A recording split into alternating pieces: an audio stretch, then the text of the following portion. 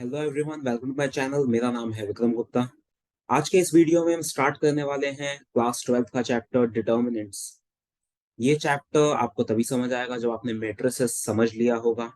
अगर उसके वीडियोस आपने अभी तक नहीं देखे हैं तो नीचे डिस्क्रिप्शन में आपको उसकी प्लेलिस्ट का लिंक मिल जाएगा। वहां से आप मैट्रिसेस के सारे वीडियोस एक्सेस कर सकते हैं। अगर आपने चैनल को सब्सक्राइब नहीं किया है तो प्लीज पहले सब्सक्राइब कर लीजिए। तो चलिए स्टार्ट करते हैं आज का वीडियो।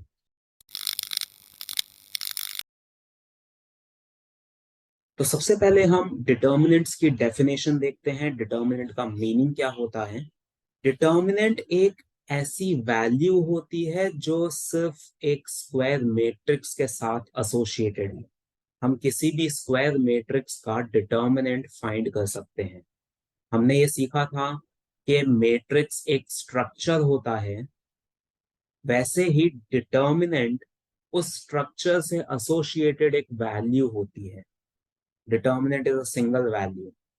तो इसकी डेफिनेशन मैं लिख देता हूं। तो ये है इसकी definition: determinant is a value associated with a square matrix. तो हम रेक्टेंगुलर मैट्रिक्स का डिटर्मिनेंट फाइंड नहीं कर सकते। रेक्टेंगुलर मैट्रिक्स में डिटर्मिनेंट हमने डिफाइन ही नहीं किया है, सिर्फ स्क्वायर मैट्रिक्स में ही फाइंड किया जा सकता है। तो अगर मैं एक 1x1 का मैट्रिक्स लेता हूं, ए मैट्रिक्स मैंने लिया, इसमें मैंने एक ही एलिमेंट लिया है, इसे हम सिंगलटन मैट्रिक्स कहते हैं। ये हमने सीखा है मैट्रिसेस में। तो इसका हम अगर डिटर्मिनेंट निकालते हैं, डिटर्मिनेंट को हम डिनोट इस तरह से करते हैं। ए को हम मॉड में लिखते हैं, ये साइन मॉड का है, लेकिन हम इसे रीड करेंगे डिटर्मिनेंट ऑफ ए। हम इसे मॉड ए नहीं बोलेंगे, डिटर्मिनेंट ऑफ ए बोलेंगे। तो ये डिटर्मिनेंट का साइन होता है। तो इसका डिटर्मिनेंट निकालना है तो मैं यहाँ से ये ब्रैकेट हटाकर यहाँ पर भी मैं मॉड का साइन लगा दूंगा। तो 1x1 मैट्रिक्स का डिटर्मिनेंट जो अंदर वैल्यू होती है वही इसका डिटर्मिनेंट भी होता है। इस मैट्रिक्स के अंदर वैल्यू है 2, तो इस मैट्रिक्स का डिटर्मिनेंट भी 2 ही रहेगा। तो 1x1 मैट्रिक्स में डिटर्मिनेंट हमें डायरेक्टली इस तरह से मिल जाता है। अब हम 2x2 मैट्रिक्स की बात करते हैं। ये मैंने एक 2x2 मैट्रिक्स लिया। तो अब अगर मुझे इसका डिटर्मिनेंट फाइंड करना है, उसे मैं डिनोट इस तरह से करूंगा। यहां पर भी मैं मॉड का साइन लगा देता हूं। तो अब इसका डिटर्मिनेंट निकालने के लिए हम डायगनल्स मल्टीप्लाई करते हैं। सबसे पहले हम ये वाला डायगनल मल्टीप्लाई करेंगे, जिसे हम प्राइमरी डायगनल कहते हैं। तो ये हो जाएगा 3 × 6। तो हमें प्राइमरी डायगनल्स के एलिमेंट्स मल्टीप्लाई करने हैं। फिर हम इन दोनों को मल्टीप्लाई करेंगे, ये जो दूसरा डायगनल है उसके एलिमेंट्स को मल्टीप्लाई करेंगे 1 × 2, और इसे हम करेंगे सब्ट्रैक्ट। तो ये आ जाएगा 18 - 2 विच इज 16। तो ये है बी मैट्रिक्स का डिटर्मिनेंट। तो आप देख सकते हैं ये जो हमारे पास डिटर्मिनेंट आया है ये एक सिंगल वैल्यू है। मैट्रिक्स एक स्ट्रक्चर होता है, उसमें हम डेटा को लिखते हैं, डेटा रिप्रेजेंट करते हैं, लेकिन डिटर्मिनेंट सिर्फ एक सिंगल वैल्यू होती है। तो इस तरह से हम 2x2 मैट्रिक्स का डिटर्मिनेंट फाइंड कर सकते हैं। ये डिटर्मिनेंट पॉजिटिव भी आ सकता है, नेगेटिव भी आ सकता है। बस इसमें हमें इतना ही ध्यान रखना है कि पहले हमें ये वाला डायगोनल मल्टीप्लाई करना है और बाद में ये वाला डायगोनल। इसका हम ऑर्डर चेंज नहीं कर सकते, पहले प्राइमरी डायगोनल बाद में दूसरा वाला डायगोनल। तो ये हमने 1x1 और 2x2 मैट्रिक्स का डिटर्मिनेंट देख लिया। अब हम 3x3 मैट्रिक्स पे जाते हैं, उसका डिटर्मिनेंट कैसे फाइंड किया जाए। तो ये मैंने एक 3x3 ऑर्डर का मैट्रिक्स लिया है। अब हम इसका डिटर्मिनेंट निकालना सीखते हैं। 3x3 मैट्रिक्स का डिटर्मिनेंट निकालने के लिए आपको किसी भी एक रो या किसी भी एक कॉलम के थ्रू उस मैट्रिक्स को एक्सपांड करना है। आप किसी भी रो या कॉलम के थ्रू एक्सपांड कर सकते हैं, आंसर हमेशा सेम आएगा। तो यहाँ पर अभी मैं फर्स्ट रो के थ्रू एक्सपांड कर रहा हूँ। तो यहाँ पर मैं सबसे पहले इसमें डिटर्मिनेंट का सिंबल लगा देता हूँ। अब हम यहाँ पर लिखेंगे एक्सपांडिंग अलोंग R1।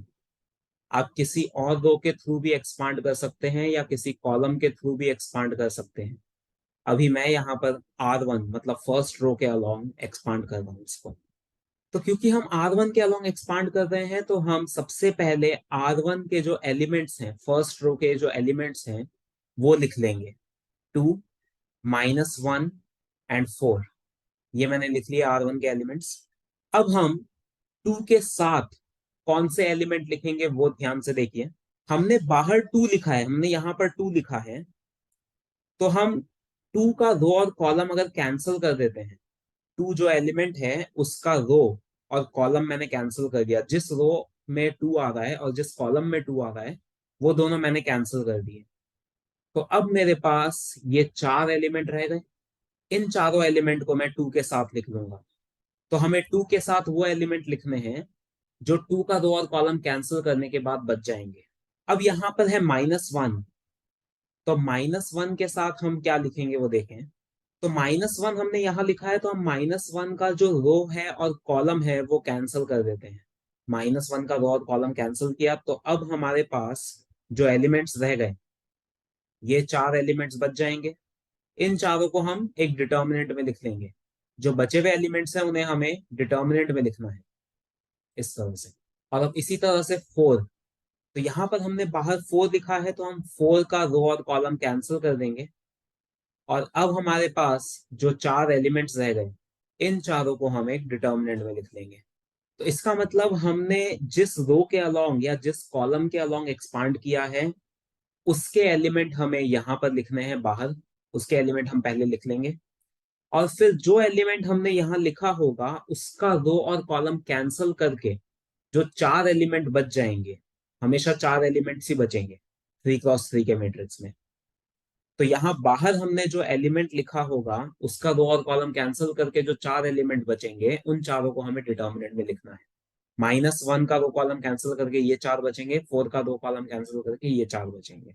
अब हमें यहाँ पर बीच में क्या साइन लगाना है, ये जो तीन टर्म्स हैं, ये तीन टर्म्स हैं हमारे पास, इन तीनों के बीच में हमें कौन सा साइन लगाना है अब वो देख लेते हैं।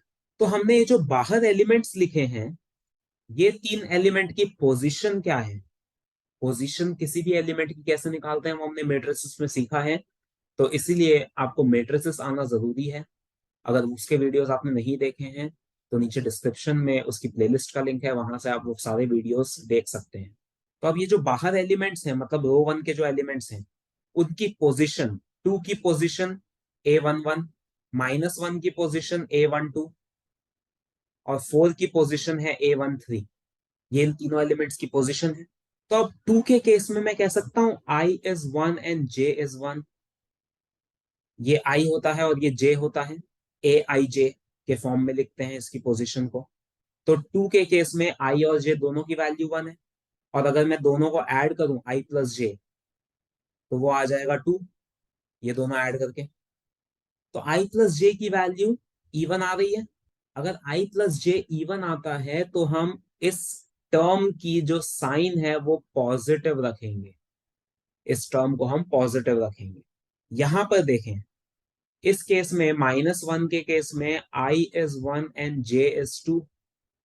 इसका I 1 है और J 2 है, तो I प्लस J की वैल्यू निकालते हैं तो वो 3 आ रही है। तो I प्लस J ऑड आ रहा है। अगर I प्लस J ऑड आता है तो हम उस टर्म का साइन नेगेटिव रखते हैं। बाहर वाले एलिमेंट का I और J का सम अगर इवन आएगा तो हम पॉजिटिव साइन रखेंगे, ऑड आएगा तो नेगेटिव साइन रखेंगे। इसी तरह 4 की बात करें तो इसमें I है 1 और J है 3, ये I और ये J। तो यहां पर I प्लस J की वैल्यू आ रही है 4 विच इज इवन। इवन आ रहा है इसका मतलब ये हम पॉजिटिव रखेंगे। तो इस तरह से हमें टर्म्स की साइन डिसाइड करनी है। तो ये हमने साइन लगा लिया। अब हम इसे सॉल्व कर लेते हैं। अब ये सॉल्व करना इजी है क्योंकि ये 2x2 का डिटर्मिनेंट है ये तीनों, और 2x2 का डिटर्मिनेंट हमने सॉल्व करना अभी सीखा था। तो बस वैसे ही हमें ये तीनों को सॉल्व करना है और हमारा आंसर आ जाएगा। तो हम इसे सॉल्व करते हैं। तो ये 2 सेम रहेगा, और यहाँ पर पहले हम ये वाला डायगोनल मल्टीप्लाई करेंगे। 0 × -8 0 होता है, फिर माइनस का साइन, और फिर ये मल्टीप्लाई करेंगे 6 × 3 18। यहाँ पर माइनस माइनस +1 हो जाएगा, ये दोनों मल्टीप्लाई होंगे तो 5 × -8 -40, फिर माइनस का साइन, फिर ये दोनों मल्टीप्लाई होंगे तो 1 × 6 6 होता है। ये 4 सेम रहेगा। यहाँ पर पहले 5 और 3 मल्टीप्लाई होंगे 15, माइनस 1 × 0 इज 0। तो ये हमने डिटर्मिनेंट सॉल्व कर लिए। अब बस ये हम सॉल्व कर लेते हैं फर्दर। 2 × -18 हो जाएगा -36, 1 into minus 46 becomes minus 46, 4 into 15 becomes 60, तो ये आ जाएगा minus 22।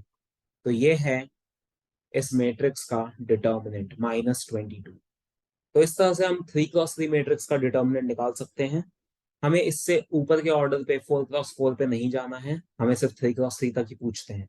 तो ये हमने तीनों ऑर्डर के मैट्रिक्स का डिटर्मिनेंट डिस्कस कर लिया। अब हम इसके एग्जांपल्स देख लेते हैं। तो हम एनसीईआरटी में एक्सरसाइज 4.1 से पहले के एग्जांपल्स देख रहे हैं। फर्स्ट एग्जांपल देखें, उसमें हमें एक 2x2 का डिटर्मिनेंट फाइंड करना है। तो ये हमें क्वेश्चन दे रखा है। डिटर्मिनेंट को हम इस साइन से भी डिनोट कर सकते हैं, ये साइन भी अलाउड है। तो अब 2x2 का डिटर्मिनेंट तो इजी होता है। सबसे पहले हमें ये मल्टीप्लाई करना है, 2 इंटू 2 4, फिर माइनस का साइन, फिर ये मल्टीप्लाई करना है, 4 इंटू -1 इज -4, तो ये 4 + 4 हो जाएगा। तो डिटर्मिनेंट आ गया 8। अब हम एग्जाम्पल 2 देखते हैं। तो यहाँ पे भी हमें 2x2 का डिटर्मिनेंट निकालना है। तो इसमें भी हम सेम करेंगे, पहले x और x ये वाला डायगोनल मल्टीप्लाई करेंगे तो x² हो जाएगा, फिर माइनस का साइन, फिर ये डायगोनल मल्टीप्लाई करेंगे तो x+1 इंटू x-1, तो ये x², और ये बनेगा a+b इंटू a-b की आइडेंटिटी से x² - 1 आ जाएगा, a² - b², x² - 1। अब हम ये ब्रैकेट ओपन कर देते हैं, साइन चेंज होगा, ये कैंसिल होके आंसर आ जाएगा 1। तो ये आ गया डिटर्मिनेंट। अब एग्जाम्पल 3 देखते हैं। ये हमें दिया है 3x3 का डिटर्मिनेंट, इसकी वैल्यू हमें निकालनी है। तो अब यहाँ पे भी हम किसी भी रो या किसी भी कॉलम के थ्रू एक्सपांड कर सकते हैं, आंसर हमारा हमेशा सेम आएगा। लेकिन जब भी हमें किसी भी डिटर्मिनेंट में कोई वैल्यू 0 दी होती है, तो हमें उस रो या कॉलम के थ्रू एक्सपांड करना चाहिए जिसमें 0 आ रहा है, तो थोड़ा इजी हो जाएगा कैलकुलेशन। तो इस वजह से मैं यहाँ पर थर्ड कॉलम के थ्रू एक्सपांड कर रहा हूँ, क्योंकि उस कॉलम में 2 जीरोस हैं, तो इसलिए हमारा कैलकुलेशन बहुत इजी हो जाएगा। तो यहाँ पर मैं लिखूंगा एक्सपांडिंग अलोंग C3। तो हम थर्ड कॉलम के थ्रू एक्सपांड कर रहे हैं, तो हम पहले थर्ड कॉलम के एलिमेंट्स लिख लेंगे, 4, 0 और 0। अब 4 के साथ हमें एलिमेंट लिखने हैं, तो उसके लिए हम 4 का रो और कॉलम कैंसिल करेंगे।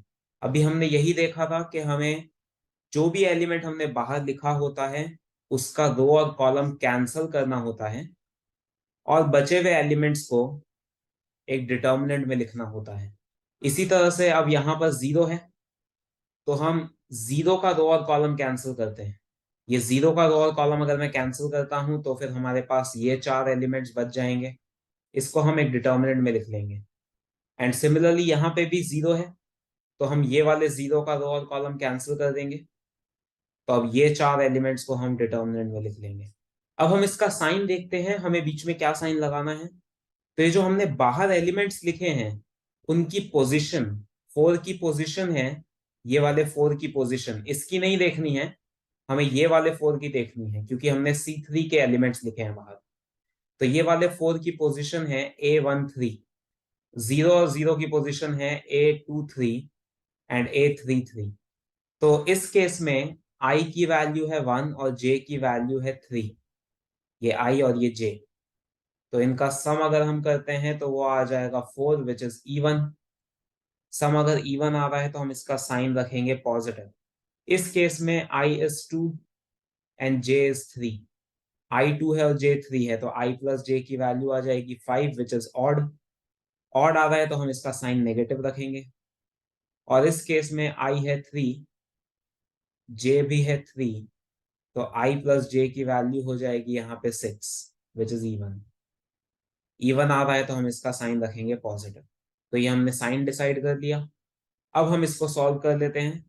4 और ये मल्टीप्लाई होगा, 1 इंटू -1 फिर माइनस का साइन, 4 इंटू 3 12।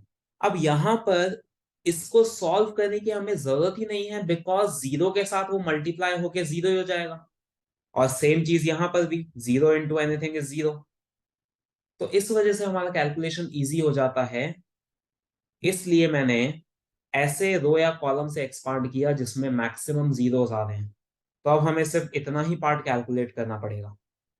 तो ये हो जाएगा 4 इंटू -13, तो डिटर्मिनेंट आ जाएगा -52।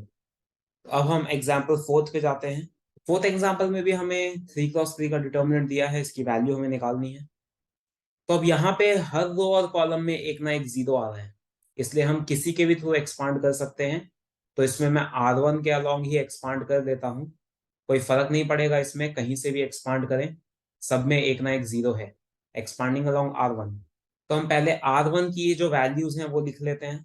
0 sine alpha and minus cos alpha. अब जीरो के साथ हम ये जीरो का रो और कॉलम कैंसिल करेंगे, तो ये चार एलिमेंट्स को हम जीरो के साथ लिखेंगे। साइन अल्फा का रो और कॉलम कैंसिल करेंगे, तो अब ये चार एलिमेंट्स को हम साइन अल्फा के साथ लिखेंगे। और माइनस कॉस अल्फा का रो और कॉलम कैंसिल करेंगे, तो ये चार एलिमेंट्स को हम माइनस कॉस अल्फा के साथ लिखेंगे। अब हम इसमें बीच में साइन क्या लगाना है वो देख लेते हैं। तो देखें, ये जीरो की पोजीशन है A11, इसका i प्लस जे हो जाएगा 2। इवन आ रहा है तो ये पॉजिटिव साइन रहेगा। साइन अल्फा की पोजीशन है A12, इसका i प्लस जे अगर देखें तो वो 3 आ रहा है, ऑड है तो ये नेगेटिव रहेगा। और इसका A13 हो जाएगा पोजीशन, तो इसका i प्लस जे देखें तो 4 आ रहा है, इवन है इसलिए इसकी साइन पॉजिटिव रहेगी। अब इसको सॉल्व कर लेते हैं। ये टर्म तो जीरो हो जाएगा, जीरो से मल्टीप्लाई हो गया। यहाँ पर साइन अल्फा इंटू, ये मल्टीप्लाई होगा zero into sine alpha zero, फिर माइनस का साइन, और ये cos alpha into sine beta, ये प्लस माइनस इज माइनस, ये कॉस अल्फा, और इधर मल्टीप्लाई करते हैं, ये मल्टीप्लाई होके बनेगा साइन अल्फा साइन बीटा, और ये हो जाएगा जीरो। ये इसमें मल्टीप्लाई होगा तो ये माइनस माइनस प्लस हो जाएगा, और sine alpha cos alpha sign beta, और ये इसमें मल्टीप्लाई होगा तो minus sine alpha cos alpha sign beta. तो ये दोनों टर्म सेम है तो ये कैंसिल हो जाएंगे, तो डिटर्मिनेंट आ जाएगा जीरो। तो इस तरह से हम इस डिटर्मिनेंट की वैल्यू निकाल सकते हैं। और एक एग्जाम्पल 5 भी कर लेते हैं। एग्जाम्पल 5 में हमें ये दोनों डिटर्मिनेंट इक्वल दिए हैं और हमें x की वैल्यू फाइंड करनी है यहाँ पे। तो जब भी दो मैट्रिक्स इक्वल होते थे तो उसमें तो हम करस्पॉन्डिंग वैल्यूज को इक्वेट कर देते थे, तो हमें x की वैल्यू मिल जाती थी। लेकिन यहाँ पर डिटर्मिनेंट इक्वल दिए हैं, मैट्रिक्स नहीं है, ये डिटर्मिनेंट है, इसलिए हम यहाँ पर डायरेक्टली करस्पॉन्डिंग एलिमेंट को इक्वल नहीं कर सकते, हमें दोनों डिटर्मिनेंट को सॉल्व करके इक्वेट करना होगा। तो ये फर्क होता है मैट्रिसेस और डिटर्मिनेंट में। अब यहाँ पर हम इसको सॉल्व करते हैं, तो ये 3 × 1 इज 3, फिर माइनस का sign, x into x x square, यहाँ 3 × 1 इज 3, माइनस 4 × 2 8, तो 3 minus x square equals to -5। तो ये -5 को यहाँ ले लेते हैं, एक्स स्क्वायर को इस तरफ ले लेते हैं राइट साइड पे, तो एक्स स्क्वायर इक्वल्स टू 8। तो x की वैल्यू आ जाएगी प्लस माइनस √8। √8 का मतलब होता है 2√2, तो x की वैल्यू प्लस माइनस 2√2। तो इस तरह से हम दो डिटर्मिनेंट्स को इक्वेट करके x निकाल सकते हैं। तो आज के वीडियो में बस इतना ही। आज हमने फर्स्ट एक्सरसाइज के पहले के सारे एग्जांपल्स फिनिश कर लिए हैं और उसका कॉन्सेप्ट कर लिया है। अब फर्स्ट एक्सरसाइज आप सॉल्व करके देख सकते हैं, उसमें कोई भी डाउट आता है तो मुझे नीचे कमेंट सेक्शन में बताएं। अगर ये वीडियो आपको पसंद आया तो इसे लाइक और शेयर करें और चैनल को सब्सक्राइब करें। Thank you.